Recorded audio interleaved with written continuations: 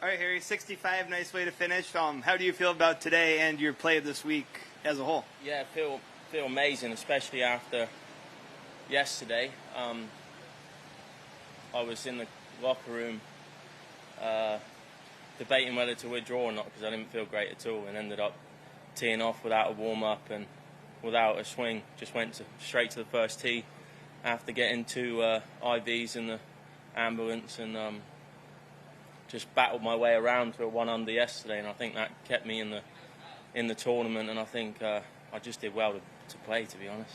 What inspired you to play after being that sick and having to get the IVs? What got you out there? What inspired me to play? I did think, it's an elevated event. If I can just survive 18 holes and not give up any ground or have a chance to have a decent tournament, obviously the points and the money, if anyone else, I think anyone else would turn up to work sick if they could make $250,000, I think, the spot I was in. So, yeah, I'm definitely turning up.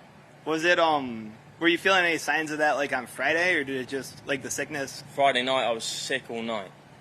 Yeah. And then woke up, didn't feel any better.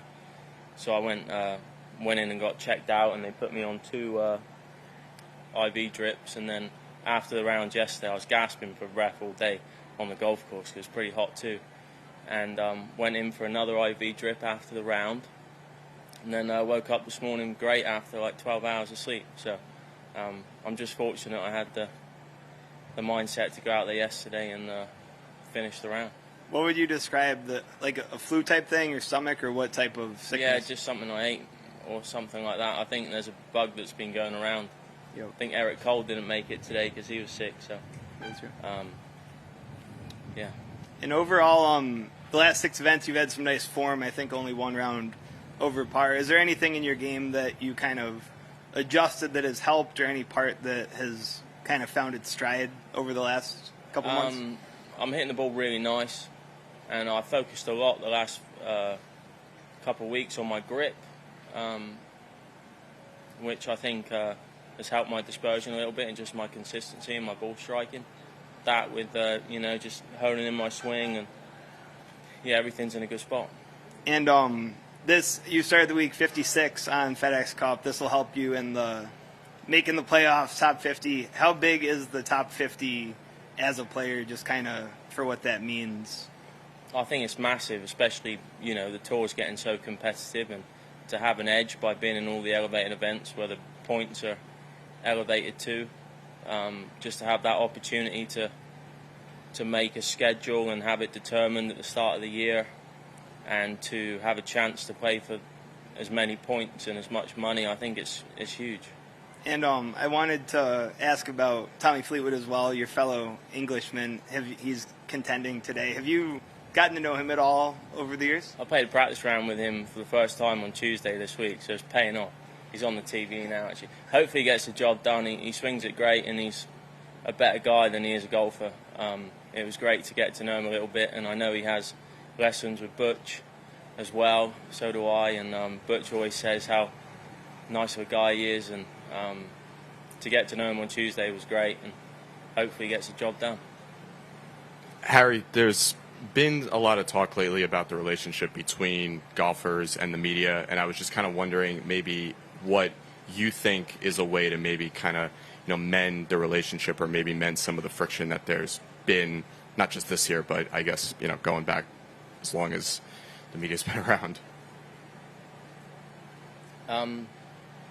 It's a good question. I can't speak for the best in the world because I'm not there yet, and I'm sure there's a lot of pressure just by being in the media all the time and everybody knowing who you are. So I don't understand all the friction. So, yeah, maybe I will understand it if I'm one of the best in the world one day and it gets a little bit too much. But from a guy looking in that loves to play golf, loves to, play this game for a living, and if this is part of the job, which I believe it is, then, I think it's our job to do this. So would you say that, for someone maybe like yourself who might not be at the, Scotty and Rory level, you see, us, the media, as a way to amplify your voice and promote yourself as you look to become. Well, I mean, as growing up, it was always a dream to play on the PGA Tour, and to have an interview afterwards. It means that you played great, or I think the best in the world, they obviously have an interview afterwards if they played poorly.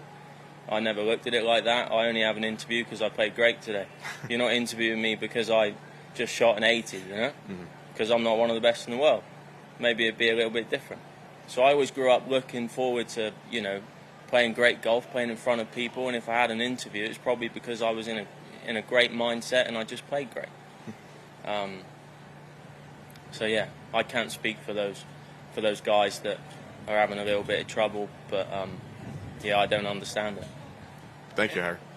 One last random one. I know you're a little bit of a basketball fan.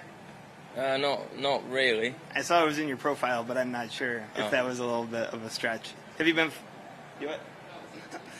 following the NBA Finals at all? Or? Yeah, I know the games tonight, Game 7. I'm a fan of any sports. Game 7, I'm going to watch it no matter what sport it is, because I know it's the last game and it means so much. And just to see, I did watch the first game. I think the Pacers against the Knicks when Halliburton hit that final shot in the last second, and it hit the rim and bounced up and went in. It was amazing. And then it was a 2-pointer instead of a 3. So I'm not a basketball fan, but I do love sports.